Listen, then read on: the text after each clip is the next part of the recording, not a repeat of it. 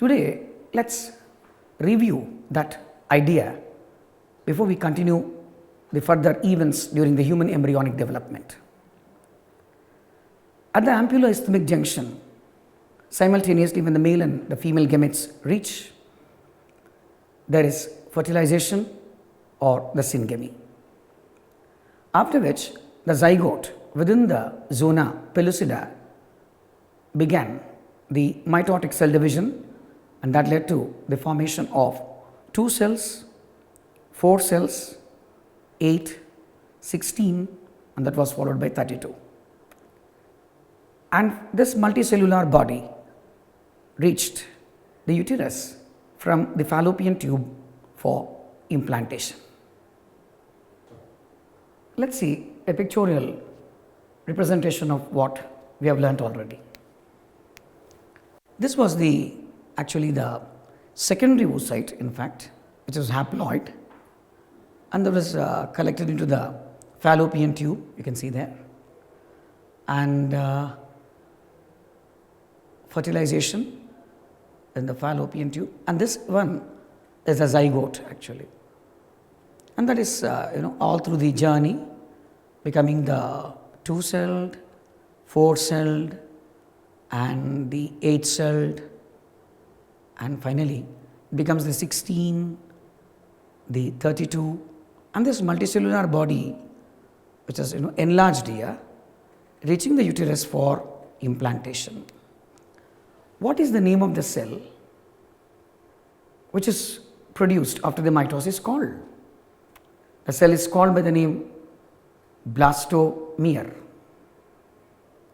Let us see the multicellular body which is ready for implantation. The multicellular body which is ready for implantation will be having what kind of cells? This is the covering which is called as the zona pellucida.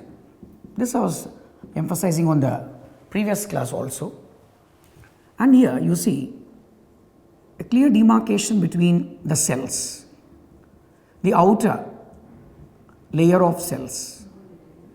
These outer layer of cells, which we call it as the trophoblast cells, and the inner group of cells which we already called it as the inner cell mass.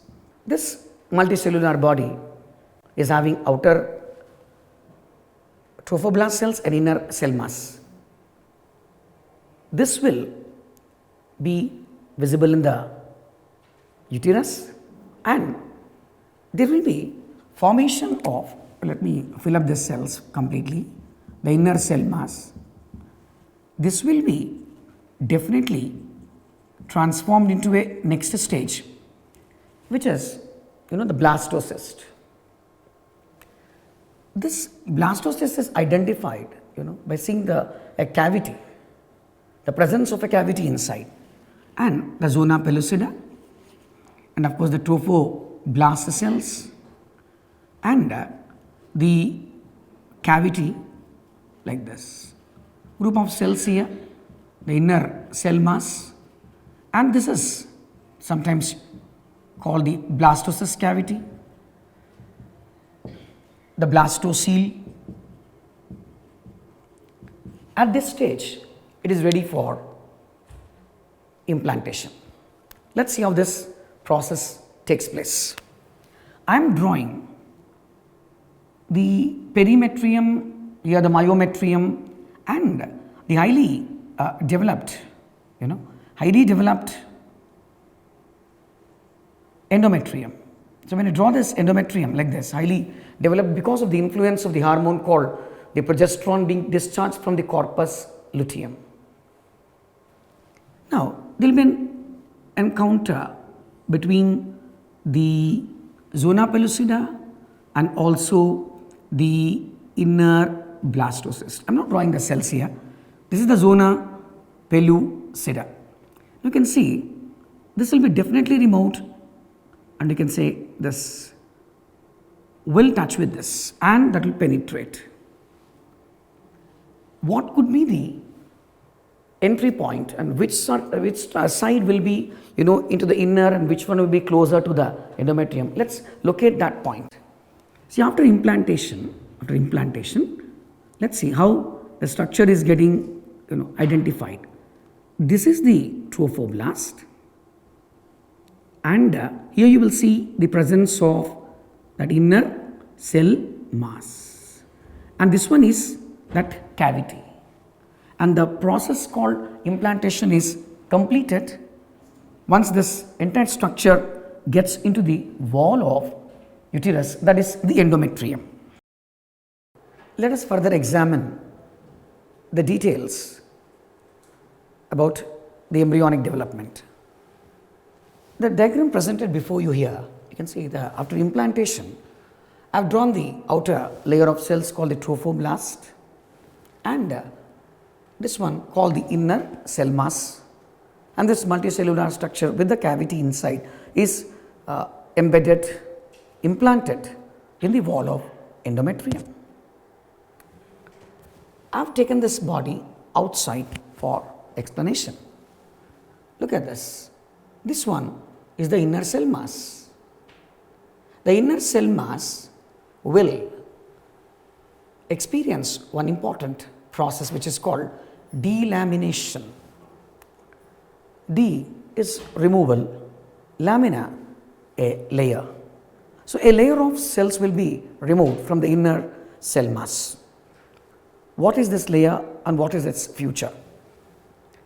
After delamination from the inner cell mass, after delamination, we get the endodermal cells. These endodermal cells will form a huge bag-like body which is called as the yolk sac. Now, I have shown you here the structure called the yolk sac. So, after delamination, there is formation of an endodermal layer of cells which will proliferate, and that proliferation results in the formation of a bag which is called as yolk sac. Now, what do you call this multicellular unit which is remaining after the formation of the yolk sac? We call this as the embryonic disc. The embryonic disc, consisting of the embryonic cells, have to give rise to other germinal layers which include the mesoderm and also the ectoderm, proving that we are all triploblastic organisms. Let's see the pictorial representation. Multicellular body, and see this here, the inner cell mass labeled here, inner cell mass, and the cavity here which I was calling the blastocyst cavity, and the trophoblast cells, day 6, okay. And see, the next one clearly presents the yolk sac. Yolk sac, this is lined by this endodermal cells all over. That's clearly given as yolk sac there. And this one, the upper one, forming the embryonic disc. And this is on the day 10. And by then, the implantation is over. After talking about the formation of the yolk sac lined by the endoderm and the upper group of cells forming the embryonic disc. Since we are all triploblastic organisms, we will have 3 important layers, the primary germinal layers by name ecto, meso and the endoderms. Let me present before you the derivatives of the ectoderm, the mesoderm and the endoderm, so that a complete organism with all the organ systems and each organ having the required tissues will be structured within the human body. Here I have written ectoderm, ectodermal derivatives. The epidermis the outermost layer of the skin, which includes the stratified squamous keratinized epithelium, and nervous system is basically ectodermal in origin, and one cell in that, namely the microglia, will be derived from the mesoderm. The next one is called adrenal medulla. The inner region of the adrenal gland, called the adrenal medulla, is ectodermal in origin, and we all know it secretes a neurosecretion hormone by name adrenaline or the epinephrine. And let me remind you, during embryonic development, there will be formation of nerve cord. Let's go into the second aspect. The second germinal layer is that mesoderm, one of the very important layers which transforms, catapults the structure to a higher grade of organization. Dermis, connective tissue. Connective tissue is a very hugely classified and well spread out tissue present in the nook and corner of the body. Musculature, the muscles. Of course, some muscles are ectodermal in origin. By and large, all the muscles are mesodermal in origin. The human endoskeleton, which includes the 2 0/6 bones, the adrenal cortex. The suprarenal gland's outer region is adrenal cortex, and that is regionalized into 3: the zona fasciculata, zona reticularis, etc. That one is from the mesoderm and the lining of the body cavity. We all know eucoelomates, the body cavity is lined by the parietal and the visceral layers, and that is from the mesoderm. And endodermal derivatives, the lining of the gut, the columnar cells of the stomach, etc., are all endodermal in origin, and the pancreas, liver, the first, the second, these two are quite important during the process of digestion. Liver and pancreas, the largest gland of the body, and this will be the second largest gland of the body, and coming to 2 endocrine glands by name thyroid and the parathyroid. So these are the few examples to make you understand that the 3 primary germinal layers of a human body will give too many varieties of tissues, and they combine to form the organs, and organs combine to form the organ systems, and all the organ systems will make a human body.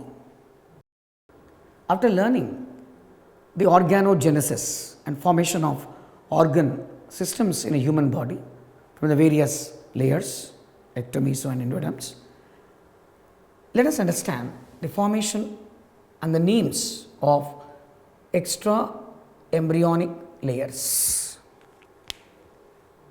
Human being is basically an amniot.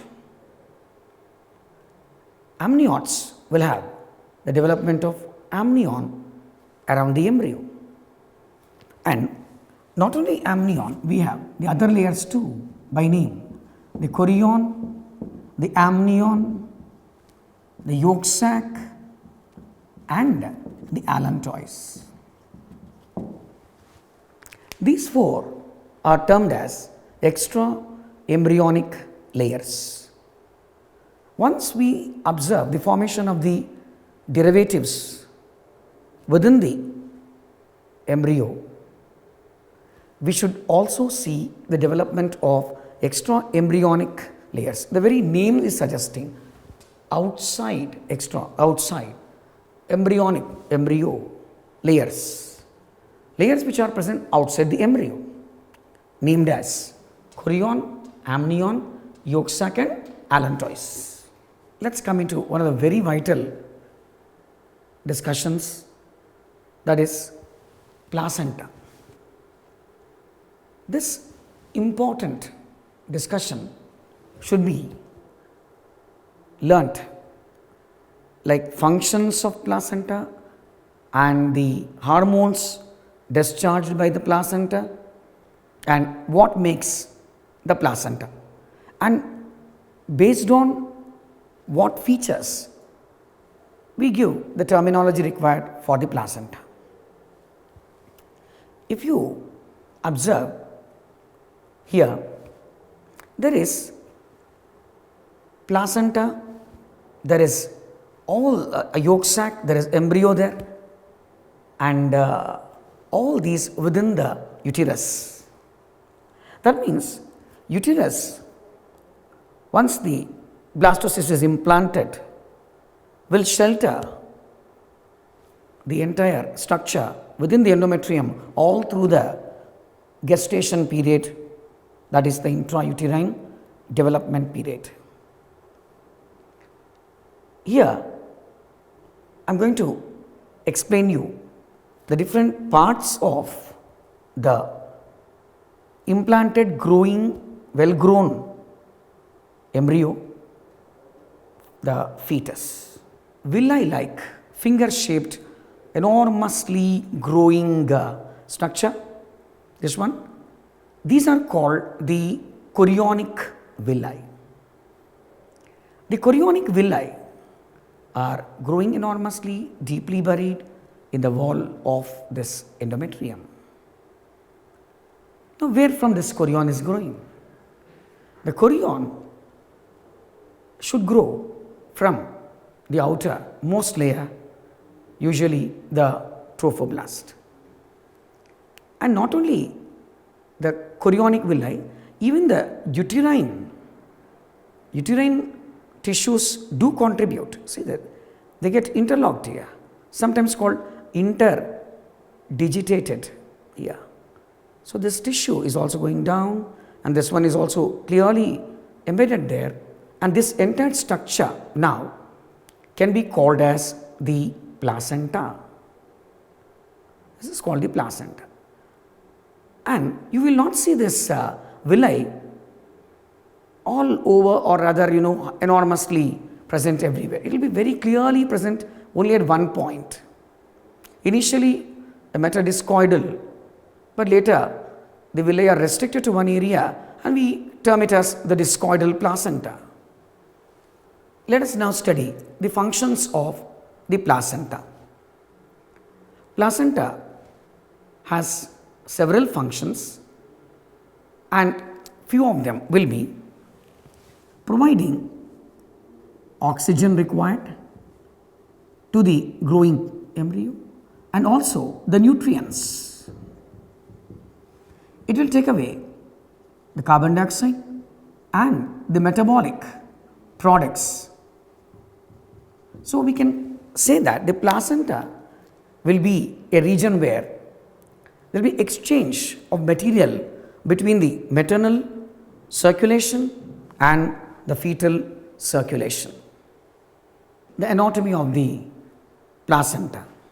Here, look at this word, maternal arteries. See how they are moving in like this, okay? And the veins going away, the maternal veins. And what about this one? Highly branched, the red and the blue indicating the arterial and the venous. And here also, what is this entire structure here? This is the placenta.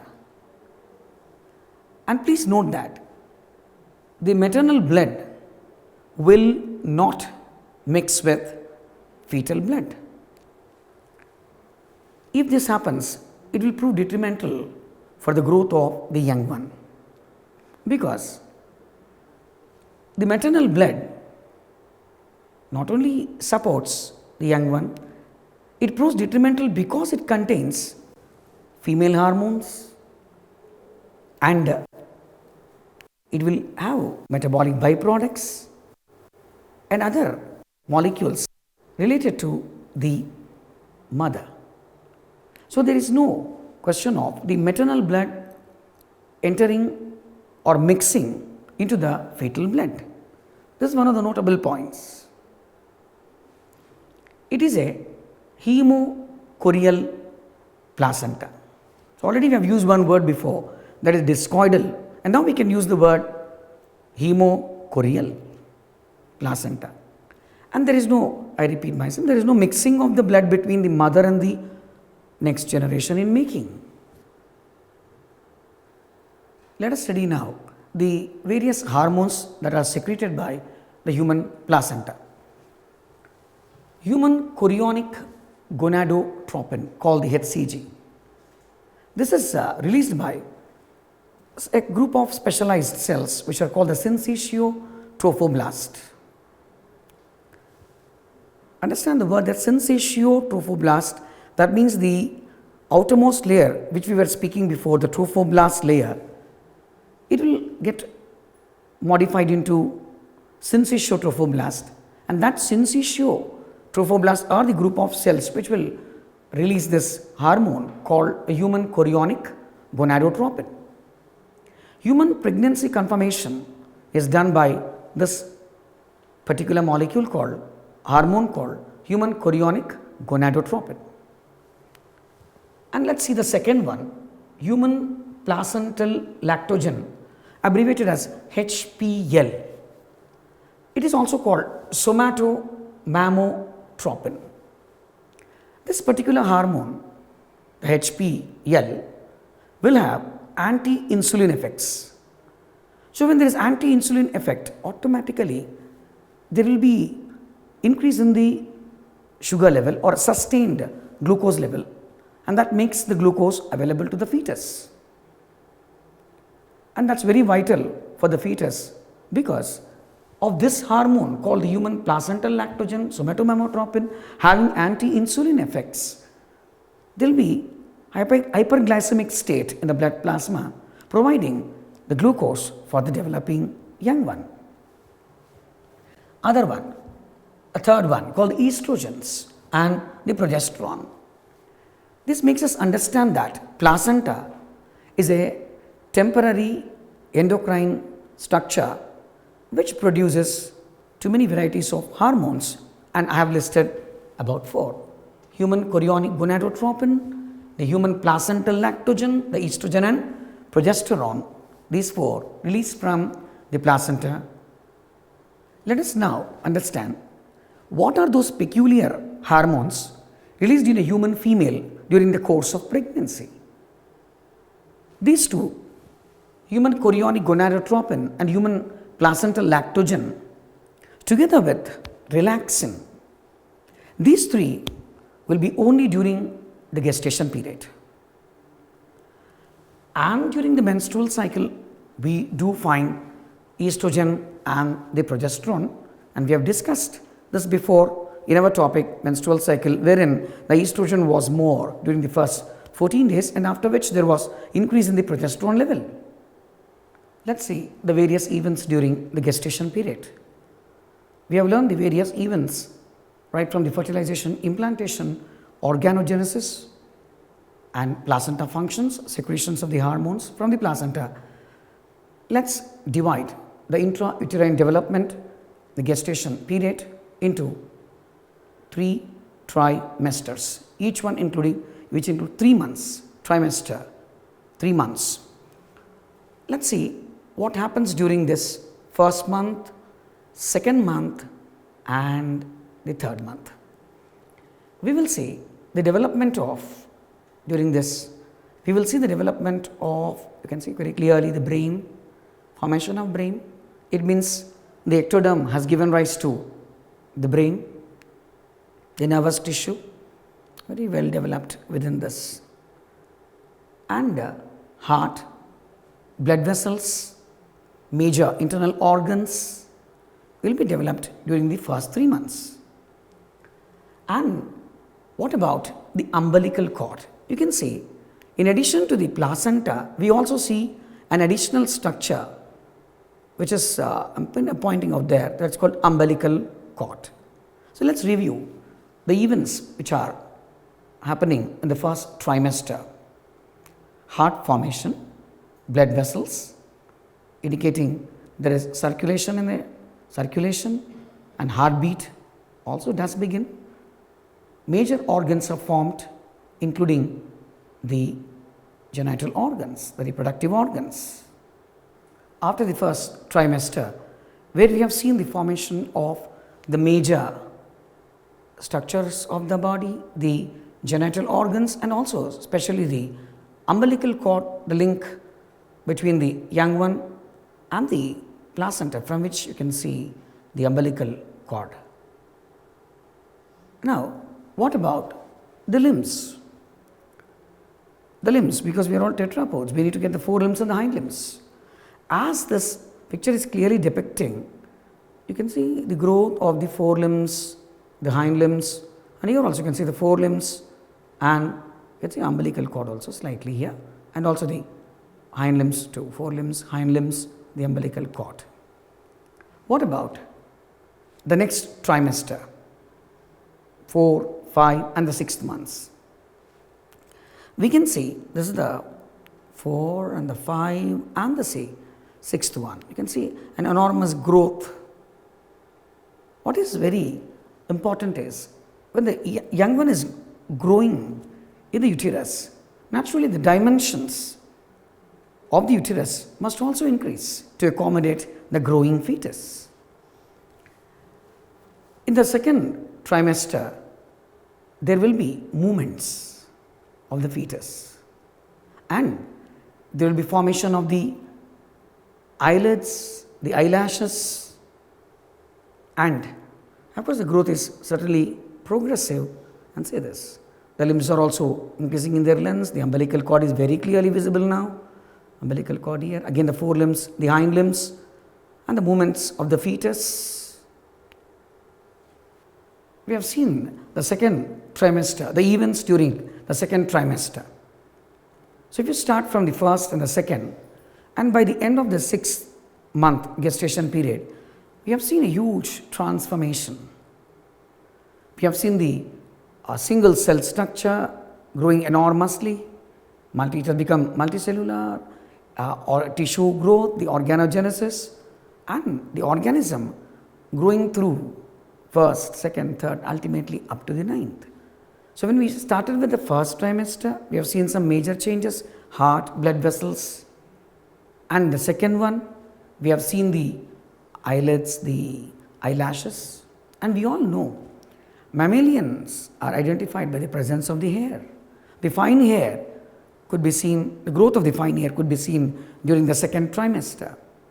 And what about the final trimester, which includes the last 3 months, the 7, 8 and the 9. You can see how the organism is slowly, gradually, a small change in the positioning. Probably the head is reaching this cervix region of the female. Probably the young one will respond to the noises, the sounds, etc. And movement of the fetus is already finished in the second trimester. So by the time we come to the final trimester, we see complete growth of the young one ready for parturition. Let's see the final event, which is called the parturition. All through the journey of the gestation period, we have seen the growth being very magnanimous, very complex, and that's the journey of life. And when the next generation needs to come out from the mother's womb, the uterus, there is a complex mechanism which we are going to learn now. How does this event called childbirth, parturition happen? Before we go into that event called the parturition, look at this.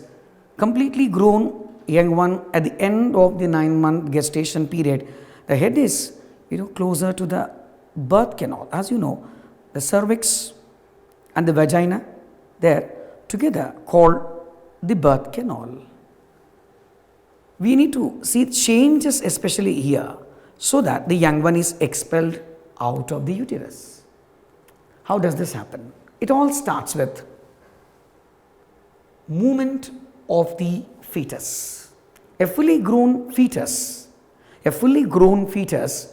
together with the placenta will initiate this total event. A fully grown fetus and the placenta, there is a movement in the fetus resulting in fetal ejection reflex. Fetus, placenta together cause this particular change, and the fetal ejection reflex leads to what? This fetal ejection reflex, the signals are reaching the pituitary gland, and the neurohypophysis of the pituitary gland releases the hormone called the oxytocin. The oxytocin reaches the myometrium of the uterus and initiates the contraction of smooth muscles in the myometrium of the uterus. The strong contractions further trigger the production of oxytocin. So it's like oxytocin acting on the smooth muscles of the myometrium of the uterine wall, and the smooth muscles contracting, and contraction further initiates the release of the oxytocin. So there's a contraction there, release here. So as we go step by step in this process, the contraction becomes more and more powerful, more and more vigorous. More the contraction of the smooth muscle, more is the discharge of the oxytocin. Increase there, increase here, muscle and the hormonal discharge. Ultimately, the oxytocin levels increase, powerful muscular contraction of the uterine wall, and that leads to the expulsion of the fetus, the young one, through the birth canal, that is cervical canal, and the vagina. Ultimately, the young one is delivered, and this is what is called parturition. What about the placenta? During the parturition, the placenta should be removed. That's the reason why we call it as deciduous placenta. We have seen the birth of a young one, which is termed parturition, which was a neuroendocrine mechanism, a complex one, which was involving the fully grown fetus and pituitary gland, which is releasing the oxytocin. We have observed the oxytocin being released more and more, and the movement is more and more, and because of this, there is parturition. What even follows next is lactation, the milk discharge or release from the mother. How is this possible? We all know that the human mammary gland will be the one which is discharging the milk. We have learned the sequence too in the previous classes. The alveoli, the mammary ductules, the mammary ducts, the lactiferous, and when we have learned that a mammary tissue is meant for lactation, what are the hormones which are making the mammary glands to deliver its function? I have written here the 4 hormones: estrogen, progesterone, prolactin and oxytocin. The very first one, estrogen, growth of mammary tissue. That is vital for developing the cells which can help in milk production. So, the growth of mammary tissue is done by the estrogen. What about the second one? Progesterone. Progesterone will be causing the development of receptors, prolactin receptors on the cells of alveoli present in the mammary gland. We call this priming. And we all know estrogen and progesterone are not only released by the ovary during the course of the menstrual cycle, they are also released by the placenta. So that is a very clear indication that estrogen and progesterone can come from two different sources, one being the ovary and the other being the placenta. What about prolactin? Prolacto, the one which supports the production of milk. So prolactin causes the milk production. And finally, ejection of milk is done by the oxytocin. So 4 different hormones are required for this process of making the milk, ejection of the milk. We call this sometimes a synergistic effect. After understanding the effect of various hormones like estrogen, progesterone, oxytocin, prolactin on the mammary glands, let us study now the composition of milk. The releasing of the milk is called as the lactation,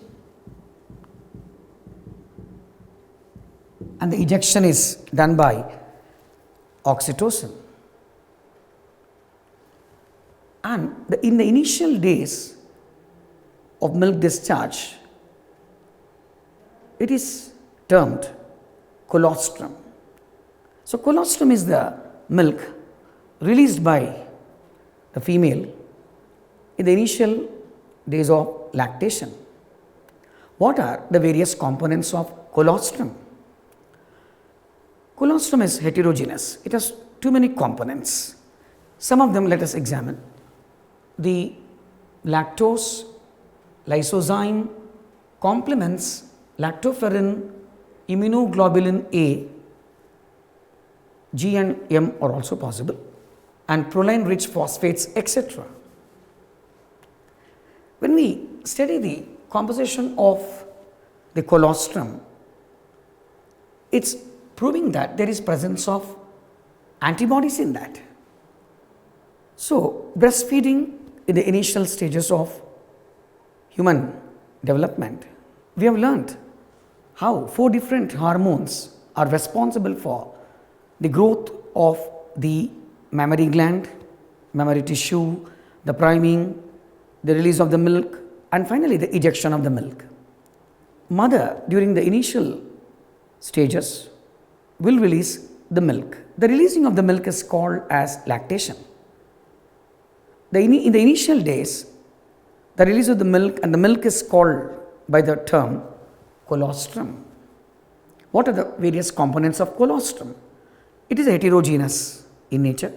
It has got lysozyme, lactoferrin, immunoglobulins, various types of antibodies, and then this proline-rich phosphates, etc. Let us learn now how the presence of the antibodies help the newly born. This is a part of passive immunity, natural passive immunity. We have studied how 4 different hormones are acting upon the mammary glands in a human female, transforming that structure into highly functional structure, functional body. Let us now understand the terms lactation, colostrum, its composition, and the required terminology. When we say the word lactation, the milk production in a female can be called as the lactation. When does the female begin to lactate? By the time she enters into her 3rd trimester, the ending of the gestation period, there will be a preparatory activity for lactation, and lactation does commence. And after parturition, it is absolutely necessary to feed the infant. The milk that is released during the initial stages of lactation, I repeat, the milk that is released during the initial stage of lactation is called as the colostrum. Let us now study the composition of the colostrum, the milk released during the initial stages. Lysozymes. We all know this is a very important bacterial enzyme, and the complements. I remind you, this is a soluble mediator of immunity, the complements, and the lactoferrin, which protects the lining of the gut from bacteria, immunoglobulins, the antibodies. So certainly, consumption of the milk by the infant is very important to prevent infections and to protect the newly born infant. The heterogeneous in nature, the colostrum is heterogeneous in nature because it has too many components in that. So, newly born infant should be breastfed to prevent infections and to improve the immunity of the young one. Dear students, we have seen the entire course of event, which includes fertilization, embryonic development, 4, 6, 8 cell stages, the implantation, the formation of placenta, umbilical cord, and the various extra embryonic layers, chorion, amnion, yolk sac, and placenta, the 3 trimesters, and after which there is parturition, and the young one feeds upon the mother's milk, which is called the colostrum. All through the gestation period, the female is metabolically very active because the placenta is releasing specific hormones during the gestation period. In addition to those which are coming or released from the placenta, the human female body during the course of pregnancy will have release of several other hormones. Let's examine them. I have written 3 here: cortisol, prolactin, and the thyroxine. Cortisol, a very essential hormone, steroidal hormone released from the adrenal cortex of the mother, and prolactin from the pituitary gland, and thyroxine. We are all familiar with the thyroxine iodinated hormone, which can improve the basal metabolic rate. That means a human female during the gestation period, when she is a pregnant woman, will have release of a very diversified form of diversified hormones in her body. I am just giving you a model here. When we revise the human development, we need to focus on some of the events which happen in a chronological order, and that will be one of the possible questions, sequence questions. I just took a model here. Arrange the following in a correct sequence: blastocyst with zona pellucida, morula, yolk sac, and the zygote. When we see the sequence, the first one will be the zygote. Zygote, the diploid cell formed at the ampuloisthmic junction, that will be the first one. And then you all know it becomes the 2-cell stage, and the cells are called the blastomeres, and that becomes the 4, 8, 16, 32, and that moves into the uterus. So the morula will be the next one, and that is followed by the blastocyst. I wrote one word called zona pellucida. We know that blastocyst will have zona pellucida in the beginning, and later on it will lose the zona during the course of implantation, after which it will develop this yolk sac. So the sequence will be 4 will be the first one, then we can see the second, and then the 1, and finally the yolk sac. That means third will be a right answer. Let's examine one more why it could not be. Let's see the first one. 1, the blastocyst, and then the second one is morula, which is definitely incorrect. Morula will be followed by the development of or the formation of the blastocyst. What about 4 and 3? 4 is zygote, and immediately you will not see the formation of the yolk sac, so that is also eliminated. What about the final one? 2 and 1. 2, the morula, and then the blastocyst. This seems okay, but what about the 3? The yolk sac. But 4, zygote at the ending? Absolutely incorrect. So the only possible answer is 3. Let's see another question. Hormones released only during the gestation period are The first one, human placental lactogen, growth hormone and prolactin. This option will be incorrect because growth hormone is produced all through the life. And the second one, HPL, 𝗳𝗏𝗃, human chorionic gonadotropin, progesterone and insulin. In this set, insulin is the one which is the wrong pick because insulin is required whether the female is pregnant or not. Insulin is must to maintain the carbohydrate metabolism. What about the third one? HPL, okay, but insulin and thyroxine will be incorrect because these two are must to maintain the sugar level and also the metabolic rate in a non-pregnant female. And what about the last one? When the three options are incorrect, fourth will have 100% possibility to be the right. Let's see. HPL, HCG and relaxin, and these three are only during the gestation period. So this will be the right answer, fourth one. Let's see another question.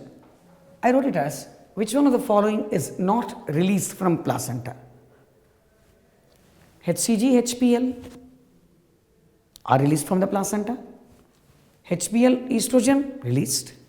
Estrogen and progesterone, released, and these two are not from the placenta. Glucagon is from the alpha cells of pancreas and the cortisol is from the adrenal cortex. So fourth will be the right answer when we understand about the hormones which are released from the placenta will be 4. Not released is the point. So not released. So these two are not released from the placenta. The statement is colostrum released during initial stages of pregnancy is required to protect infant. Statement 2, colostrum contains immunoglobulins. See, this statement can be at times confusing, or rather at that nick of moment probably we can go for a wrong answer. The statement clearly tells colostrum released during initial stages of pregnancy is a wrong statement because a pregnant woman begins to release milk or she begins to lactate at the ending or at the final stages of gestation period. And here the statement says colostrum released during initial stages of pregnancy.